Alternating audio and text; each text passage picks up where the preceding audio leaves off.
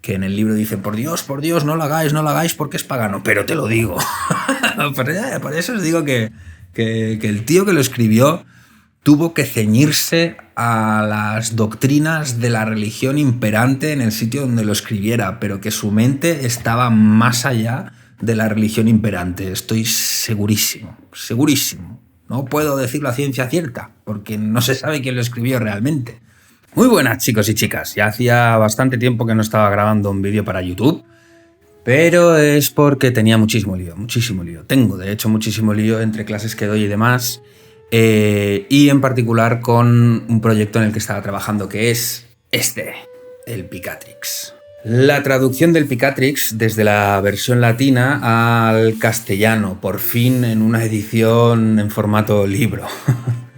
¿Por qué digo por fin? Porque, aunque parezca mentira, aunque haya sido un libro que se haya traducido por un encargo de Alfonso X de Castilla, ¿no? Alfonso X el Sabio, la traducción castellana se perdió, solo quedó la latina, y la latina ha sido traducida a montones de idiomas, hasta el japonés, pero no al castellano. Por lo menos en un formato libro, que alguien pueda comprar, tener en su librería, tener en su casa, consultar, leer y gozarlo, porque la verdad es que es un libro que es una pasada de leer. A los que os guste la filosofía, a los que os guste la magia, a los que os guste todo lo que tiene que ver con el contexto medieval, es un libro que lo vais a gozar muchísimo, ¿no? Habla de astrología, habla de negromancia, habla de rituales, multitud de cosas que desde el contexto moderno se han ido perdiendo, ¿no? Con el tiempo. Entonces, ¿qué es el Picatrix, ¿no? Realmente, el Picatrix es un compendio, según el propio autor original de la obra en árabe. Es un compendio de más de 200 obras que ha ido recabando y aprendiendo a lo largo del tiempo de culturas muy variopintas y muy diversas, ¿no? Desde la caldea, la nabatea, la griega, la egipcia, la india, la occidental también, ¿no? Y mejor dicho, hizo un compendio, ¿no? Creando así el Picatrix. Como os decía, esta es una obra que tradujo Yehuda ben Moshe por encargo de Alfonso X. Yehuda ben Moshe era un erudito de la corte de Alfonso X y se dedicaba a hacer las traducciones desde las lenguas árabe y hebrea. Claro, esto es algo que siempre digo, que me parece muy curioso, ¿no? Porque un rey católico le encarga a un erudito judío la traducción de un grimorio árabe, ¿no? Para que veamos ahí en el contexto abrahámico lo importante que podía ser y que era este libro, ¿no? El libro original se le atribuye, porque tampoco se puede saber a ciencia cierta, se le atribuye a Al-Mahriti, ¿vale? Que es supuestamente el autor árabe que escribe el Picatrix. Se llamará Picatrix en latín, ¿vale? Porque en árabe no se llamará Picatrix, sino Gayat al-Hakim, que es la meta del sabio. Este libro tuvo muchísima influencia, a lo largo de la historia. Los que estáis un poquito versados en el tema de la magia, de lo esotérico, del oculto, os sonarán, por ejemplo, autores y magos como Cornelius Agripa, ¿no? Con su naturaleza, con su magia de la naturaleza, en el que podemos ver claramente la influencia que tuvo el Picatrix, además de otras tradiciones, como por ejemplo la cabalista. Y otros autores que, aunque no sea tan evidente, porque no hayan hablado en particular de esta obra, sí que cuando se leen sus sistemas, pues uno puede hacerse una idea de que tenía influencia del Picatrix, ¿no? Estoy hablando, por ejemplo, de John Dee, con su magia enoquiana, en la que de alguna manera podemos ver ahí un sincretismo muy particular y muy personal de Picatrix y Cábala también, ¿no? Entre otros, seguramente.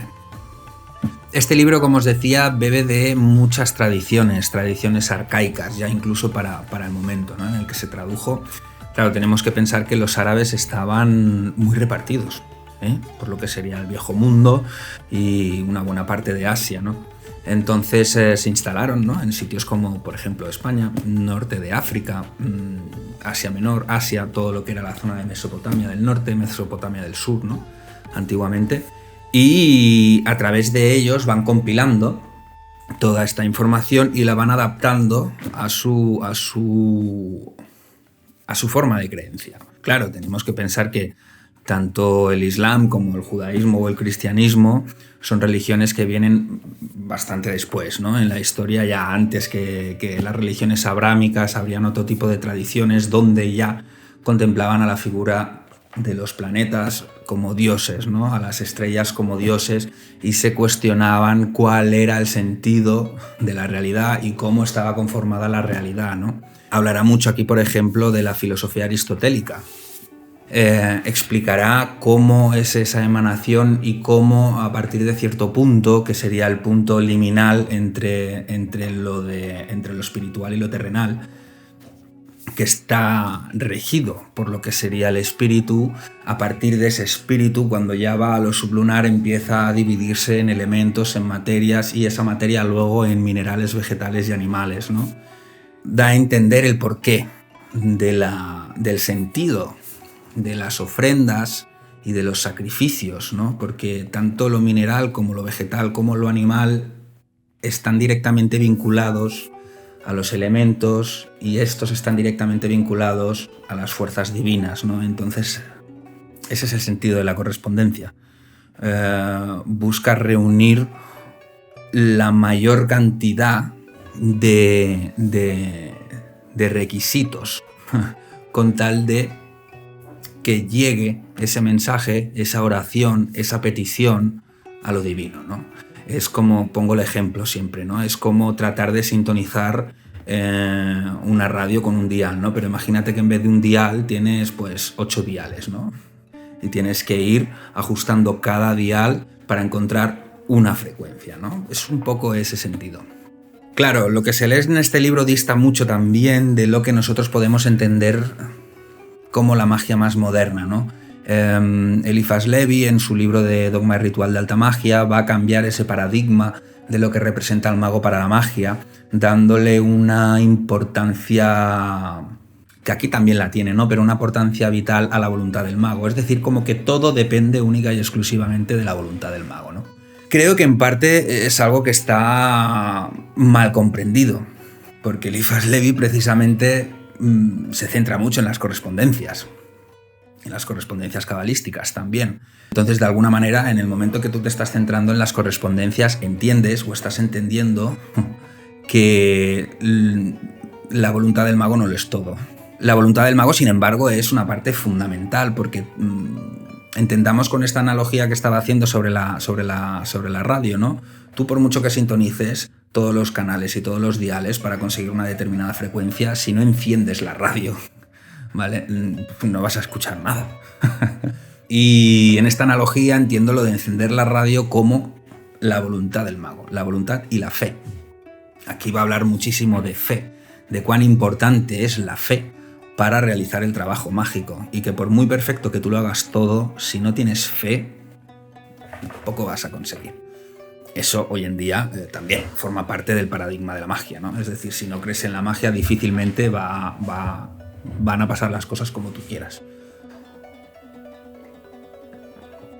Se nota mucho cuando alguien hace algo por hacer o cuando alguien hace algo con cariño. Luego el Picatrix también va a ser influencia de, por ejemplo, grimorios, que no son grimorios como tal, ¿vale?, pero se han popularizado y hay mucha gente que los ha considerado como grimorios como tal, ¿no? Como por ejemplo el Necronomicon de Lovecraft. Cuando uno se para a leer el Necronomicon de Lovecraft, dice, hostias, pues parece como una versión del Picatrix, ¿no? Ahí vemos ciertas influencias también ya en la literatura moderna, ¿no?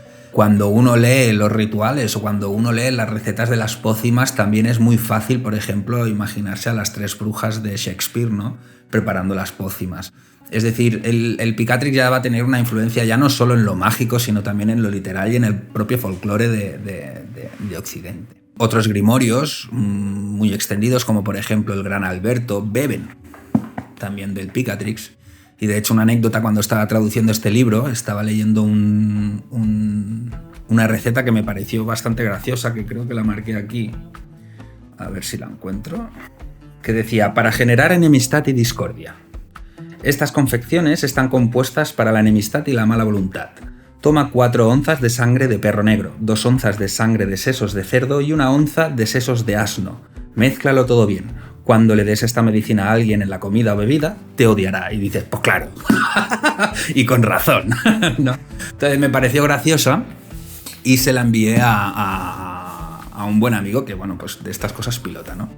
Y decía, hostia, esto lo has sacado del Pequeño Alberto, ¿verdad? Y digo, no, lo he sacado del Picatrix. Y dice, mira, ya sabemos de dónde bebe el Pequeño Alberto, ¿no? Es decir, va a ser fundamental. El hermetismo también bebe mucho de esto, ¿vale? No forma parte del corpus hermeticum ni de coña, pero sí que el hermetismo va a coger en consideración muchas cosas del Picatrix, sobre todo porque sabemos que el hermetismo, una de las ramas troncales del hermetismo es la astrología. Y aquí hay astrología para parar un tren. Y además, astrología muy detallada. Claro, hablando de la astrología, aquí hay que tener en cuenta que hablamos de astrología clásica, de la astrología ptolemaica, ¿vale? No de la astrología moderna. Pensemos, en el siglo XII no sabían de la existencia de Urano, Neptuno y Plutón, por ejemplo. Y cómo se entendía una carta astral era bastante diferente en muchos aspectos, ¿no? E incluso habían herramientas y formas de entender las lecturas que hoy en día con la astrología moderna no se contemplan, ¿no? Como el Halp, el Hayiz, el Almuten y bastantes cositas más que no se utilizan en la astrología moderna. Es decir, la astrología moderna es respetable, por supuesto, pero es distinta, ¿no? Llega un momento en la historia pues que hay un fork, digamos, una división, y la astrología moderna tira por unas lindes con una serie de paradigmas distintos que los de la astrología clásica. En la astrología clásica, por ejemplo, tenemos lo que son las cartas horarias, que es una manera de hacer adivinación con la astrología, ¿no? En el que levantas una carta en un momento dado, en una hora, en el que te haces una pregunta, ¿no? Y esa construcción que hay celeste da la respuesta a la pregunta que te planteas, ¿no? Y otra que aquí también se va a hablar mucho, que es la astrología lectiva, ¿no? Que es buscar ese momento ideal para hacer un ritual mágico, para hacer un talismán, para hacer una sufumigación. Aquí se habla de sufumigación, no de incienso, pero es lo mismo, ¿vale? Oraciones y etcétera, etcétera. Claro, como os estaba hablando antes, es muy importante tener en cuenta todo lo que va del espíritu hacia abajo, ¿no? Que sería la parte sublunar, la parte donde se empieza a consolidar lo que es la materia. Con esa parte en la que se consolida lo que es la materia, buscamos una serie de correspondencias que vayan hacia arriba, ¿no? Por eso también el incienso. Pero arriba también tenemos que tener en cuenta cuál es la constitución o cómo está constituido el cielo. Tenemos que tener en cuenta los planetas, dónde se sitúan, cómo están, en qué signo, qué época del año, qué hora es, qué aspectos tienen con otros planetas, que si cuadraturas, trígonos, oposiciones, conjunciones, si están en vía combusta, si están en casas cadentes, si están en casas sucedentes, es decir, un amplio espectro de cosas a tener en cuenta. ¿Por qué? Porque lo que estamos buscando es esa influencia, es decir, en el momento que uno está haciendo una carta lectiva, lo que está haciendo precisamente es sintonizar esos diales, con tal de buscar la señal, ¿no? Aquí también se hablará, no explícitamente, pero sí que uno se da cuenta por el vocabulario que utiliza, de alquimia, ¿no? Y en particular de la espagiria, con palabras propias de la alquimia, de la espagiria, como por ejemplo la digestión o como por ejemplo la coadunación, es decir, una serie de palabras que son propias de la época en el contexto de la alquimia, ¿no? Entonces ya te está dando pautas precisamente también de trabajos de espagiria y de alquimia, y eso es algo que también, por ejemplo, la alquimia va a beber de la astrología, es decir, la alquimia en sí y la espagiria, por ejemplo la de Paracelso, necesita de conocer las estrellas, porque no se trata simplemente de poner a destilar cosas, sino de ponerlas a destilar con un sentido. Todo tiene que tener un sentido, desde la parte de lo divino hasta sus emanaciones, ¿no? Lo que serían los planetas, lo que serían los ángeles de los planetas, lo que serían los espíritus de los planetas, lo que sería el espíritu de la parte divina del individuo, el espíritu de la parte natural del individuo, y ahí bajando a los elementos, a la materia, a los minerales, a los vegetales, a los animales, todo. Todo eso se tiene que tener en cuenta y aquí se explica. Claro, también es importante destacar, que ya lo dicen en el libro, que hay que estudiar. Es decir, hay un capítulo dedicado precisamente a las herramientas que necesita el sabio para emprender esta empresa, ¿no? Conocimientos como el trivium y el quadrivium, aritmética, matemáticas, astrología, retórica, gramática, de todo, ¿no? Tienes que ser versado en bastantes disciplinas. Y esto se nota cuando, por ejemplo, lees recetas que te dicen que es un veneno y tú cuando lo lees te das cuenta de que no es un veneno porque conoces las plantas, conoces si son o no son tóxicas. Luego hay plantas que quizá no son tóxicas, pero que cuando las cueces, ¿no? Pues activas una serie de propiedades químicas que la pueden convertir en tóxica. De la misma manera, luego hay otras que son tóxicas que cuando las cocinas no, etcétera, etcétera. Pero estas cosas se tienen que saber, ¿no? Por ejemplo, si te gusta ir a buscar setas, sabes qué setas puedes coger, que no debes de comerte frescas, pero que sí puedes hacer un platazo buenísimo una vez las has cocinado, ¿no? Hay una que, por ejemplo, que también me pareció muy curiosa y es muy cruda, en la que propone una medicina, un antídoto para los operarios de los alquimistas, ¿no? Es decir, aquella gente que no es alquimista pero que trabaja en el laboratorio de un alquimista, pues para echarle una mano, ¿no? Es una receta bastante compleja en la que aparentemente es todo bastante inofensivo e incluso tiene sentido el tema medicinal, el tema de los antídotos, hasta que dice que eso se tiene que mezclar con unas cantidades ingentes de aceite de almendra amarga, ¿no? Claro, para el que no lo sepa, el aceite de almendra amarga es muy rico en cianuro. Y si tú te tomas lo que dice, la cantidad de días que dice, en la cantidad que dice, el operario en 9 días se ha muerto. Se ha muerto. Otras elaboraciones, como por ejemplo las tintas, explica cómo hacer las tintas. Hay que tener cuidado. Hay que tener cuidado porque se utilizan elementos como el azufre, como el mercurio, como el cinabrio, que son muy tóxicos, ¿vale? Entonces hay que tener cuidado. Esto es un disclaimer, precisamente para el que compre este libro y quiera poner en práctica las cosas que dice en este libro. También hay un disclaimer en el propio libro, es decir, no me responsabilizo de lo que haga cualquier persona sin asesoramiento previo, sin tener la formación que necesita o consultar con alguien que pueda tener o que tenga la formación que hace falta para seguir cosas que se explican en este libro. Muchas de las cosas de este libro son ilegales. Compuestos químicos que no están permitidos a la venta, compuestos, o sea, hierbas, plantas que tampoco están permitidas, ¿no? El beleño, la belladona, el estramonio, la mandrágora, son plantas altamente venenosas, tóxicas y si las tratas de la manera que no debes, a ver si llegas al hospital. ¿Me explico? Así que si quieres pensar que te estoy metiendo miedo, bueno, si eres una persona inteligente, que sabes que estas cosas se tienen que hacer con mucho cuidado, seguro que no te entra el miedo.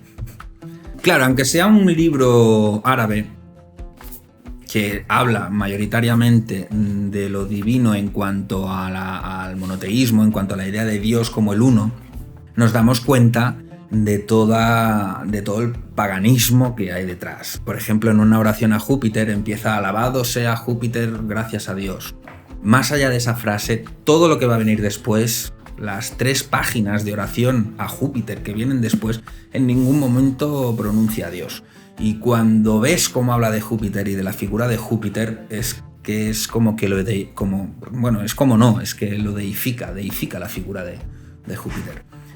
Hasta el punto en que en varios puntos del libro va a dejar muy claro que no deben de tomarse estas oraciones tal y como se están diciendo, porque ello sería ir contra la ley. Cuando dice ir contra la ley es un eufemismo para decir contra el Corán. Tenemos que pensar que lo tradujo un judío del árabe para un cristiano. Claro, no le vas a meter a un cristiano ahí el Corán porque le entra una síncope. Le peta la patata. Y eso que la base es la misma. Pero bueno, ya me entendéis, ¿vale? En varios sitios lo dice, de hecho. No estoy haciendo... ¿Cómo era? No estoy haciendo... Hoy se me ha ido la palabra. En fin, no me acuerdo de la palabra. Que no hay que hacer idolatría, ¿no? Idolatría para este tipo de tradiciones es alabar o deificar esencias que como Dios, que no son Dios en sí, ¿no? Sin embargo, las escribe. Que deja nota, ¿eh? Deja nota. ¿Qué cosas nos vamos a encontrar en este libro? Por ejemplo, algo que últimamente se está popularizando mucho y la gente, por ejemplo, no sabe de dónde viene, que es el tema de las mansiones lunares.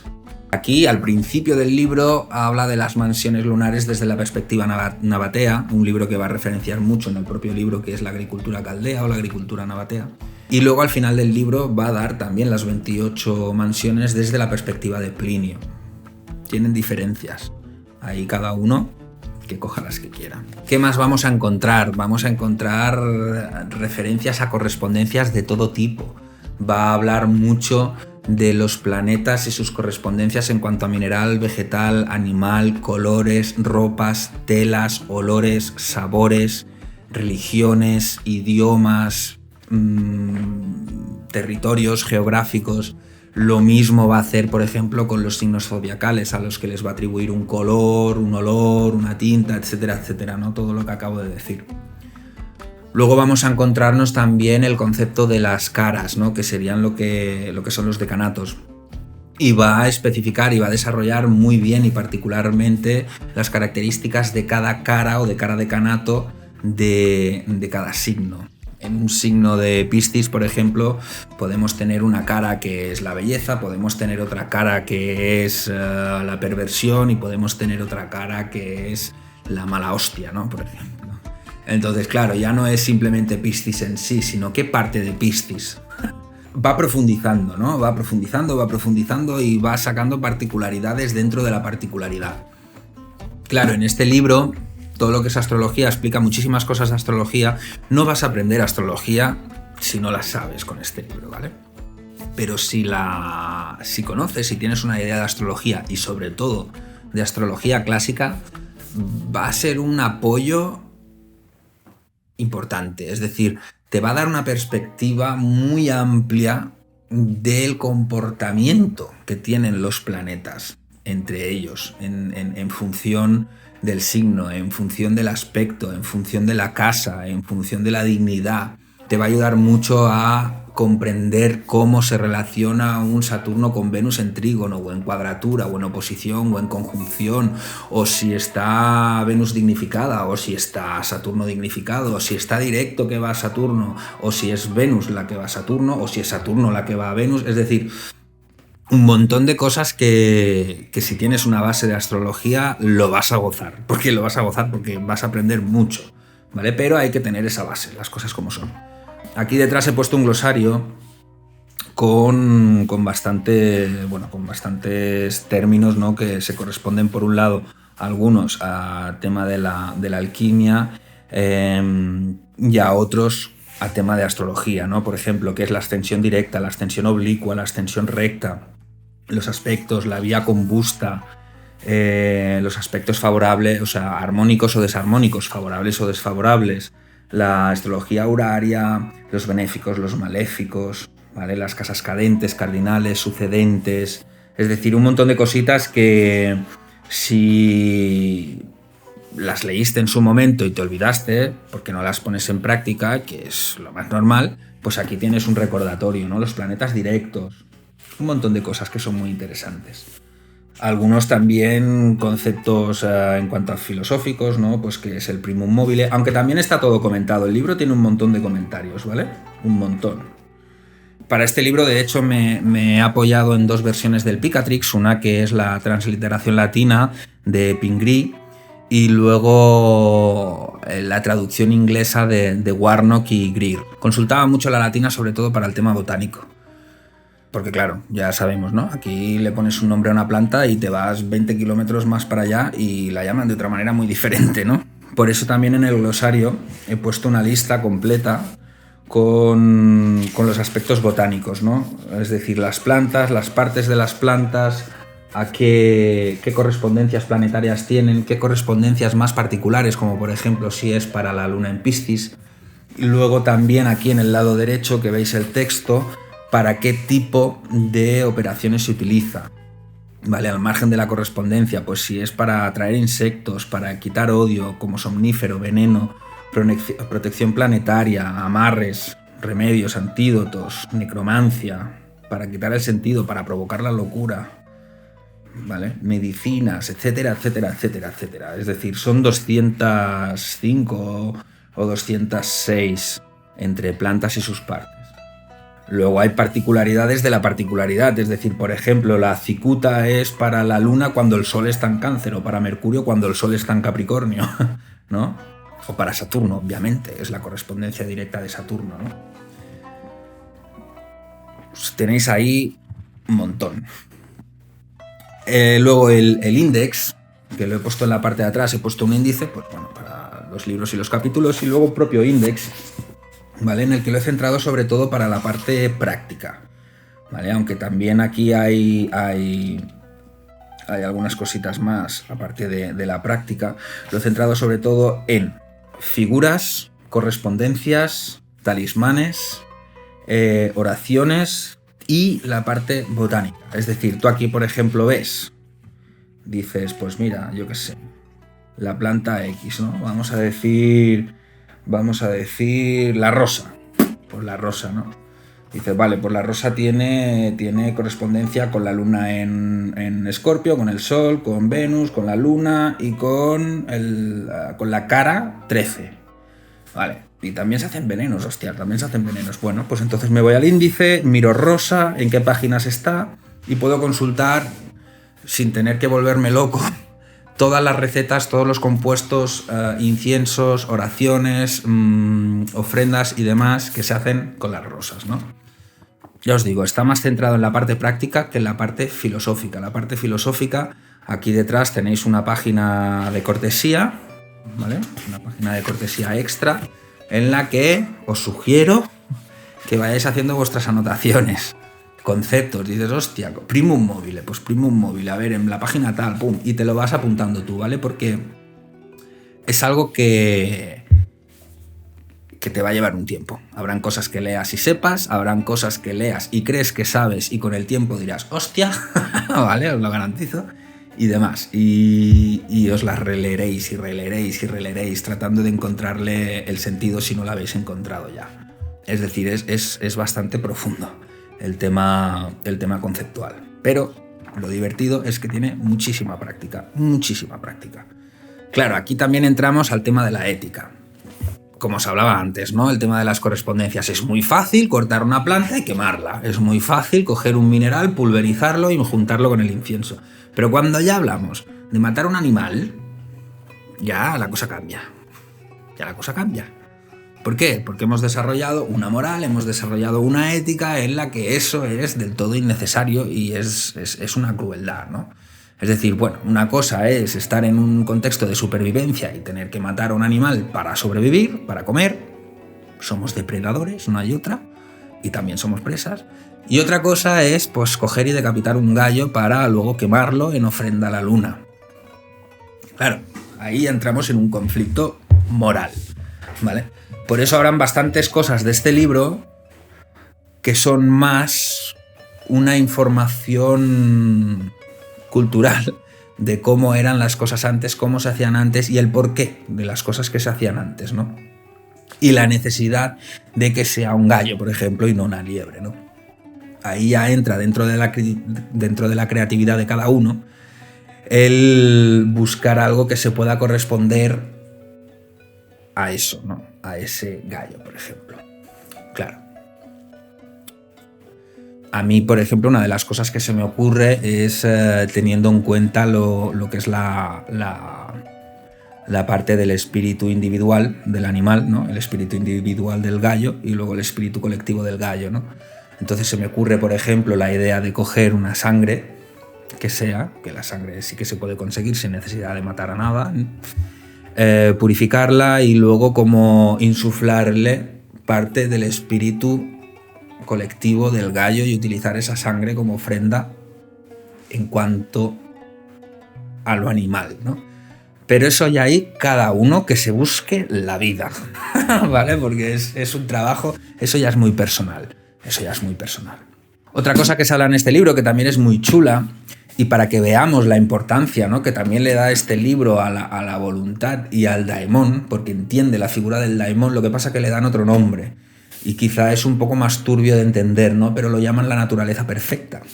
Y aquí hay un rito iniciático para invocar a la naturaleza perfecta, ¿vale?, con la ayuda del psicopompo de Mercurio.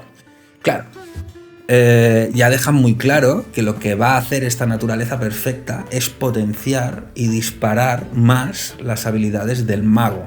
Entonces, la magia más moderna, más contemporánea, es lo que podemos conocer, por ejemplo, como el Sagrado Ángel Guardián de Aleister Crowley, o el Super Yo, o bueno, un montón de nombres que se le dan a esta figura arquetípica, que es la inteligencia divina del individuo, es decir, es la parte divina del individuo, ¿no? Al final no deja de ser mano derecha también, porque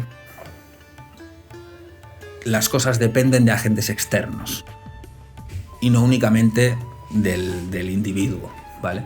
Aunque el individuo es fundamental también. Yo casi lo vería más como algo que va por la vía del medio que por la derecha estrictamente. O por la izquierda estrictamente, que no. Por la izquierda estrictamente es evidente que no. Y por la derecha es lo que parece. Pero ya os digo que en el momento en el que te lees lo de la naturaleza perfecta y la invocación a la naturaleza perfecta, te cambia un poquito la perspectiva. Bueno, creo que he hecho un repaso general a lo que es este libro, lo suficientemente desarrollado como para que os podáis hacer una idea muy clara de qué es lo que trata, el porqué de las cosas, y para poder entender también, ¿no?, de paso, la magia de hoy en día. Porque ya os digo, aunque los paradigmas sean diferentes, es una herencia de esto, entre otras. Pero entre estas es muy importante, la del Picatrix. Lo tenéis a la venta en Amazon, está en 3 formatos, está en formato Kindle, tapa blanda o tapa dura. Abajo en los comentarios os dejo el enlace para que lo podáis ir a comprar.